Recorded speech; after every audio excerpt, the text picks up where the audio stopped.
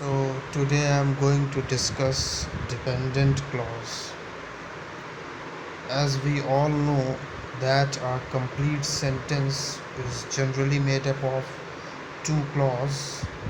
One is independent and another one is dependent. So let us begin with the definition. According to the definition of dependent clause, it is made up of subject and a verb. A dependent clause is a group of words with a subject and a verb. It does not express a complete thought and is not a sentence and can't stand alone. In spite of containing a subject and a verb, you may also say that subject and a predicate, because verb is also the part of a predicate. So dependent clause is a group of words that contains a subject and a predicate, and in spite of being a clause, in spite of containing a subject and a predicate, it is not able to express a complete thought. Means it cannot stand on its own, it does not makes a complete sense on its own, and it is always dependent on the main clause or an independent clause to form a complete sentence.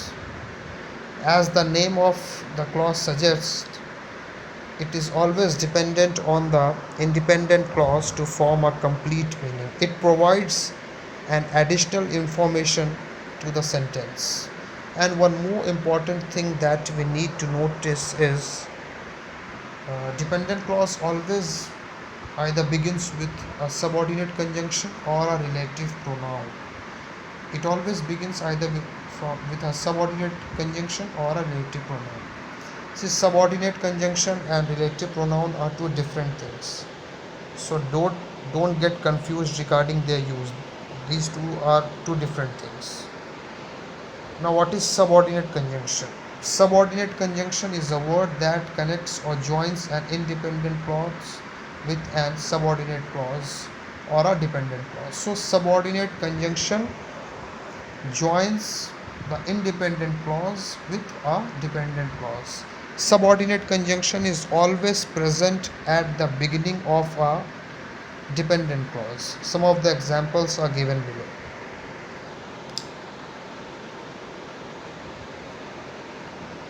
Now, types of dependent clause.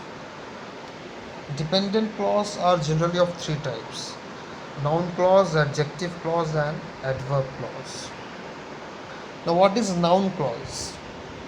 Noun clause is the clause that does the function of a noun and begins with a subordinate conjunction like why, who, what, if, whether, how. So, noun clause is also a dependent clause and it begins with the words like why, who, what, if, whether, how, etc. Some of the examples are listed below. I don't know what I should do. See, I don't know is the independent clause. As I have already told that sentence is made up of two clauses, independent and dependent. Clauses are always contained within a complete sentence. So I don't know is a independent clause because it forms a complete meaning and there is no subordinate conjunction before I don't know. And the underlined part, what I should do, see in this part, what I should do, the underlined part, it begins with the word what. First of all, you need to notice that it begins with the word what, and it also contains a subject and the predicate.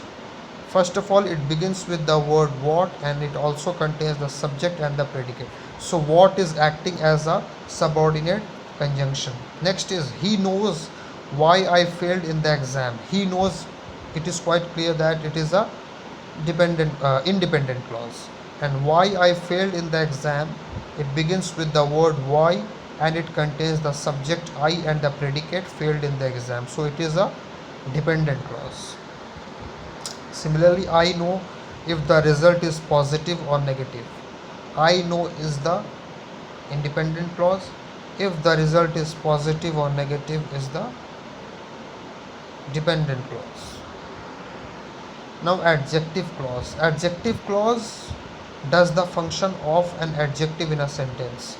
It begins with the relative pronoun and relative adverb.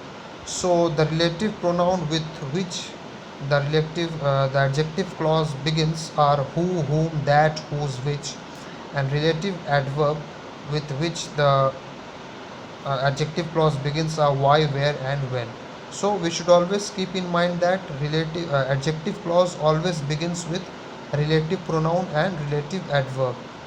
Relative pronouns are who, whom, that, whose, which, and relative adverb are why, where, and when. A relative adjective clause always does the function of adjective. It always does the function of an adjective in a sentence. And one more thing is that it always qualifies the noun or pronoun that it follows. Adjective clause always comes after the noun or pronoun that is that it qualifies. It is very important point to remember that first of all the adjective clause begin with the relative pronoun and the relative adverb, and the next is it always follows the noun or pronoun that it qualifies. Is the antecedent noun or pronoun means which are qualified by adjective clause are also known as antecedent. So adjective clause always comes after the noun or pronoun that it qualifies. This is the most important thing. Examples: Marie Curie is the woman who discovered the radium.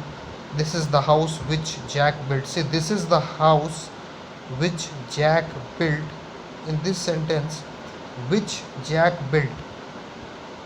Which Jack built is the adjective clause because it is starting with the relative pronoun which, and next is it is qualifying the word house. House, see, this is the house which Jack built. Which Jack built is the relative clause. Adjective clause is also known as relative clause because it begins with the relative pronoun and relative adverb.